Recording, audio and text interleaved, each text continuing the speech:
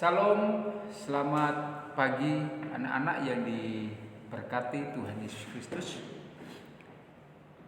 Kita berjumpa kembali di dalam pelajaran agama Kristen kelas 6. Nah, anak-anak, kali ini kita akan membahas materi kita dari bab 7, di mana kita akan membahas tentang setia beribadah.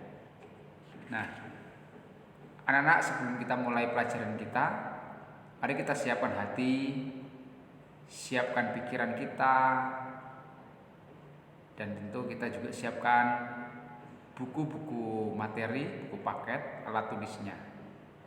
Nah, anak-anak, kita akan memulai pelajaran kita dan kita awali dengan berdoa. Mari kita berdoa. Bapa kami yang di surga, yang kami sembah, kami muliakan di dalam nama Tuhan Yesus Kristus. Kami bersyukur hari ini Tuhan berikan kami semua kesehatan, sehingga kami bisa kembali belajar bersama-sama. Berkati anak-anak kami hari ini, agar mereka bisa mengerti, memahami materi hari ini. Dan yang lebih penting dari itu, anak-anak kami bisa belajar menjadi anak-anak yang setia beribadah kepada Tuhan. Pimpin pelajaran kami hari ini dari awal, pertengahan hingga akhirnya. Tuhan berkati kami. Dalam nama Yesus kami berdoa dan bersyukur. Haleluya. Amin. Puji Tuhan, anak-anak yang berkati Tuhan. Hari ini kita akan membahas tentang setia beribadah kepada Tuhan. Nah, kita akan melihat indikator materi kita. Yang pertama, kita akan menjelaskan apa makna menjalin hubungan dengan Tuhan. Yang kedua, menjelaskan pentingnya komunikasi yang akrab dengan Tuhan. Yang ketiga, mengidentifikasikan jenis, bentuk, waktu, dan tempat ibadah. Yang keempat, mempraktekkan ibadah bersama keluarga. Nah, tujuan materi kita hari ini, ya, Bapak ingin mengajak anak-anak semuanya, siswa-siswi, ya, untuk belajar setia beribadah kepada Tuhan. Ya. Baik, yang pertama kita akan melihat, ya, teladan Yosua di dalam kesetiaannya kepada Tuhan untuk beribadah. Anak-anak, siapa yang pernah tahu cerita Yosua? Siapakah dia? Apa yang dilakukannya? Nah, mari kita melihat tentang kisah Yosua ini. Yosua adalah cucu Elisama. Elisama itu, ya, kakeknya Yosua. Dia adalah kepala dari suku Efraim. Jadi bangsa Israel itu punya 12 suku. Salah satunya Efraim. Nah, kakeknya Yosua ini adalah kepala suku Efraim. Ya, jadi Yosua itu termasuk, ya, keluarga yang terpandang, ya, di dalam suku-suku Israel. Nah, Yosua juga adalah seorang pelayan bagi Musa. Jadi Musa itu punya pelayan yang setia, namanya Yosua. Jadi setiap kali Musa berperang melawan bangsa-bangsa musuh Israel, Yosua selalu hadir, selalu mengikuti. Kemana Musa pergi, Yosua selalu hadir. Ya, dan Yosua itu salah satu yang pernah diutus Musa untuk mengintai tanah Kanaan. Jadi Musa pernah mengutus 12 pengintai, salah satunya Yosua. Nah, dari 12 pengintai ini hanya 2 pengintai yang dianggap Musa benar, ya, berkenan di hati Tuhan. Itu Yosua dan Kaleb.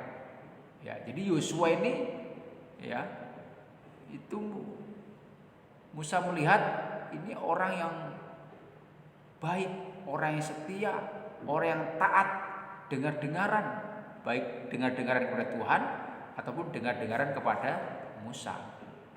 Ya. Karena kesetiaan Yosua ini kepada Musa, ya, akhirnya Yosua dipilih Tuhan untuk menggantikan Musa, ya, memimpin bangsa Israel merebut tanah Kanaan. Jadi ketika Musa mati, akhirnya kepemimpinan itu diteruskan kepada Yosua. Dan Tuhan memilih Yosua, orang yang paling tepat untuk memimpin bangsa Israel. Ya, Tuhan memilih Yosua karena ya Yosua didapati Tuhan sebagai orang yang setia. Salah satunya setia beribadah. Ya. Jadi selama Yosua mengikut Musa, Yosua itu adalah anak buah yang setia dibandingkan dengan Harun, Hur, dan Meriam, ya, saudara Musa. Yosua itu termasuk salah satu atau satu-satunya pengikut yang setia, ya, di dalam mengikuti Musa memerangi orang-orang Amalek. Nah, pada waktu peristiwa Musa berperang melawan orang Amalek, Yosua dipilih oleh Musa untuk memimpin bangsa Israel perang melawan Amalek. Ya, jadi mereka bagi tugas. Musa bertugas untuk, ya, berdoa minta penyertaan Tuhan agar bangsa Israel menang. Jadi pada waktu itu Musa dengan tongkatnya mengangkat tangannya. Jadi dikatakan dalam firman Tuhan, kalau Musa turun tangan, ya kan, maka Israel kalah, menjadi lemah. Orang Amalek kuat, ya. Tapi ketika Musa mengangkat tangan, orang Israel menjadi kuat dan menang. Nah, sepanjang hari Musa harus mengangkat tangannya, ya. Tentu di sini Musa dibantu oleh Harun dan Hur, ya, agar tangan Musa itu tetap kuat sepanjang hari mengangkat tangan. Jadi kalau Musa tangannya turun, Israel kalah. Tapi ketika Musa tangannya terangkat, Israel menang, ya. Nah, di sini Hur dan Harun membantu Musa, ya. Jadi Musa, ya, dibantu Harun dan Hur, ya, tangannya dipegangi, ya. Kemudian mereka mengambil, ya, batu, ya, mengambil tempat untuk Musa bisa duduk dan memegangi kedua tangan Musa, ya, supaya Musa bisa mengangkat tangan, kuat mengangkat tangan sepanjang hari, ya. Dan memang sepanjang hari akhirnya Musa bertahan mengangkat kedua tangannya sehingga bangsa Israel menang. Nah, dalam peperangan melawan orang Amalek, Yosua bertugas untuk bertempur di medan perang, dan Yosua berhasil memenangkan peperangan, mengalahkan orang Amalek. Dan ini tidak terlepas daripada doa Musa yang mengangkat tangannya. Nah, di sini Yosua menjadi pahlawan, ya. Bagi Musa, Yosua itu banyak, ya, melakukan jasa-jasa dalam memenangkan peperangan. Sehingga Yosua menjadi kepercayaan bagi Musa, ya. Pada waktu itu Musa pernah dipanggil Tuhan naik ke Gunung Sinai untuk menerima 10 hukum Taurat. Hanya Yosua yang diajak oleh Musa untuk mengikut Musa, ya. Hanya saja, ya, ketika sampai di Gunung Sinai, ya, Yosua tidak ikut ke puncaknya, hanya Musa yang naik ke puncak, ya, untuk menerima 10 hukum Allah. Jadi Yosua mengikuti Musa, ya, dia mendapat kepercayaan oleh Musa untuk mengiring dia naik ke Gunung Sinai. Jadi kita perlu belajar meneladani kesetiaan Yosua. Ya, kesetiaan Yosua kepada Musa banyak sekali. Ya, dia taat, dia sebagai bawahan tidak pernah memberontak. Nah, kesetiaan Yosua juga ditunjukkan kepada Allah. Jadi selain kepada Musa, Yosua juga sejak dipilih Tuhan menjadi pemimpin atau memimpin bangsa Israel menyeberangi Sungai Yordan dan berebut tanah Kanaan, Yosua menunjukkan kesetiaannya kepada Tuhan, kesetiaan dalam hal beribadah. Nah ini anak-anak, ya. Yosua mengambil keputusan. Dia berkata kepada bangsa Israel, dengar bangsa Israel, pada hari ini aku dan seisi keluargaku akan beribadah kepada Tuhan selama-lamanya. Ya. Jadi di sini Yosua ya, mengajak seluruh bangsa Israel ya untuk setia beribadah kepada Tuhan. Mengapa Yosua begitu setianya beribadah kepada Tuhan? Karena Yosua sadar bahwa semua berkat Tuhan ya, termasuk tanah Kanaan yang diberikan kepada bangsa Israel, itu semua karena pemberian Tuhan. Bangsa Israel bisa melewati padang gurun, bangsa Israel bisa melewati Sungai Yordan, bangsa Israel bisa meruntuhkan tembok Yeriko. Itu semua karena campur tangan Tuhan. Jadi Yosua sadar betul apa yang sudah mereka lakukan, mereka dapatkan, semuanya karena penyertaan Tuhan. Jadi Yosua berkata, kita harus beribadah kepada Tuhan, kita harus setia kepada Tuhan, karena semua berkat yang kita terima itu dari Tuhan. Ya, itu Yosua berkata, Yosua pasal 24 ayat 14 dan 28. Ya, jadi Yosua berkata kepada Israel, ayo kita setia beribadah kepada Tuhan karena Tuhan sudah memberkati ya kita dengan tanah Kanaan. Dan Yosua melarang umat Israel untuk menyembah Allah lain, menyembah berhala-berhala, karena Tuhan paling benci ya orang Israel itu menyembah berhala, menyembah Allah-Allah asing ya. Paling benci. Makanya Yosua mengajak umat Israel dan melarang bangsa Israel untuk menyembah berhala. Jadi Yosua dan bangsa Israel mengikat perjanjian kepada Tuhan, janji untuk setia beribadah di Gunung Sikem. Di tanah Sikem ini mereka membuat perjanjian dengan Tuhan kalau mereka akan setia beribadah kepada Tuhan selama-lamanya. Sekalipun ada banyak bangsa Israel yang tidak setia beribadah, mereka masih juga beribadah kepada berhala. Tapi Yosua dan keluarganya, mereka betul-betul beribadah kepada Tuhan. Ya. Nah, Tuhan rindu agar kita setia untuk menjalankan ibadahnya kepada Tuhan. Kita nggak boleh malas-malas anak-anak ya. Ya, dalam situasi seperti ini ibadah harus tetap kita jalankan. Nah, untuk belajar setia beribadah kepada Tuhan, ya memang kita perlu bantuan. Kita perlu orang lain untuk menolong kita. Ya. Misalnya dalam sebuah keluarga, seorang anak untuk belajar setia beribadah, dia butuh bantuan, butuh bimbingan, butuh pendampingan dari orang tua. Ayah dan ibu itu adalah orang yang paling berperan ya untuk anak-anak belajar setia kepada Tuhan. Ya. Jadi siapa di sini anak-anak yang kalau di rumah orang tua selalu mengingatkan untuk beribadah, untuk berdoa. Nah, itu peran orang tua. Kita butuh orang lain, butuh orang tua ya untuk membantu kita belajar setia. Ya, kalau di sekolah ya kita butuh guru yang selalu mendidik, membimbing kita, bukan hanya mengajari kita pelajaran, tapi juga seorang guru juga selalu mengarahkan kita untuk selalu tekun berdoa, tekun dalam ibadah. Ya, kalau di gereja kita juga butuh pendeta atau guru sekolah minggu yang selalu menasihati kita, selalu mengingatkan kita untuk jangan lupa beribadah, jangan lupa untuk berdoa. Bahkan dengan teman-teman pun kita butuh mereka. Ada teman-teman yang selalu mengingatkan kita untuk selalu dekat dengan Tuhan. Ya. Pemerintah juga bisa menjadi yang pihak yang selalu mengingatkan ya rakyatnya, warganya untuk selalu taat beribadah.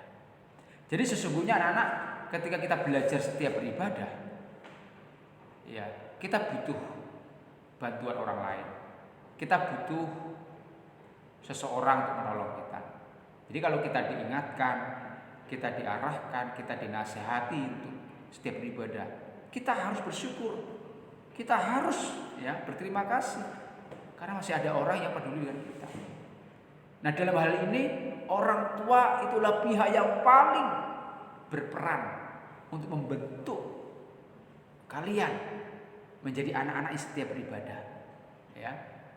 Makanya kalau di rumah itu ya orang tua atau keluarga itu seharusnya bisa mengarahkan anak-anaknya untuk selalu dekat dengan Tuhan, karena itu tanggung jawab orang tua. Dalam Kejadian pasal 3:35 ya, orang tua punya tanggung jawab untuk selalu mengarahkan anak-anaknya dekat dengan Tuhan. Ya, beribadah kepada Tuhan. Nah, ketika kita setia beribadah ya kepada Tuhan, tentu ada banyak hal yang kita dapatkan. Setiap beribadah adalah hal yang sangat penting dan itu menguntungkan kita, anak-anak. Dan Tuhan katakan ibadah itu menguntungkan kita, mengandung janji, ya, janji baik untuk hidup kita hari ini ataupun hidup kita yang akan datang. Ya, dengan beribadah kita akan semakin dekat dengan Tuhan, semakin kita ya mengenal firman Tuhan, dan berkat-berkat Tuhan itu selalu mengalir dalam kehidupan kita. Kalau orang jarang beribadah, anak-anak, kalau orang tidak pernah dekat dengan Tuhan, hidupnya akan kesulitan. Ya, dia kan tidak pernah menikmati berkat kasih Tuhan. Ya, dia akan selalu mudah putus asa, akan selalu mudah ya menyerah. Tapi kalau kita setia beribadah kepada Tuhan, Tuhan memberikan kita kekuatan, memberikan kita semangat, berkat Tuhan itu selalu mengalir. Ya, nah anak-anak, ketika kita beribadah kepada Tuhan, ya kita harus punya semangat. Beribadah bisa kita lakukan di mana saja. Ya, ibadah kita orang Kristen itu tidak dibatasi oleh tempat, waktu, keadaan. Kita bisa beribadah kapan saja. Ya, 24 jam Allah memberikan waktu untuk kita bisa membangun hubungan kita dengan Tuhan di mana saja. Kapanpun, dalam keadaan apapun, ibadah itu seharusnya ya bisa kita lakukan. Jadi jangan kita karena punya masalah atau kita karena mungkin COVID-19 ini terus kita berkata nggak bisa ibadah, nanti aja lah kalau udah ada masalah baru beribadah. Tidak, anak-anak, ibadah bisa dilakukan kapan saja, di mana saja, apapun keadaanmu. Ya, justru di tengah-tengah COVID ini, ya, kita harus banyak beribadah di rumah masing-masing bersama dengan keluarga. Ya, dengan kita beribadah, ya, baik di gereja pun di rumah, kita akan banyak belajar firman Tuhan. Ya, melalui khotbah-khotbah online, cerita-cerita sekolah minggu secara online, ya, anak-anak. Nah, ibadah bisa dilakukan di rumah hari-hari ini bersama dengan keluarga. Seperti apa? Baca Alkitab, berdoa, bernyanyi, bersaksi. Coba anak-anak, kita bersama dengan keluarga, ayah, ibu, saudara kita di rumah, setiap hari kita mulai belajar membangun ibadah. Ya, kalau ibadah di rumah itu bisa kita lakukan secara fleksibel, berdoa, baca Alkitab, bernyanyi sama-sama, bersaksi, ya, setiap hari. Jadi dalam beribadah kita mesti serius, sungguh-sungguh. Ya, kita tidak boleh main-main dalam hal ibadah. Nah, di sini anak-anak, kita mau bersama-sama belajar setia beribadah kepada Tuhan. Ya, bagaimana anak-anak? Apakah kita komitmen untuk setia beribadah? Ya, Bapak berharap kalian semua mulai setia beribadah. Baik, kita akan melihat ayat hafalan kita hari ini Di dalam Mazmur 38 ayat 2 dikatakan sama, aku hendak sujud kepada bait-Mu yang kudus. Aku hendak sujud ke arah bait-Mu yang kudus dan memuji nama-Mu.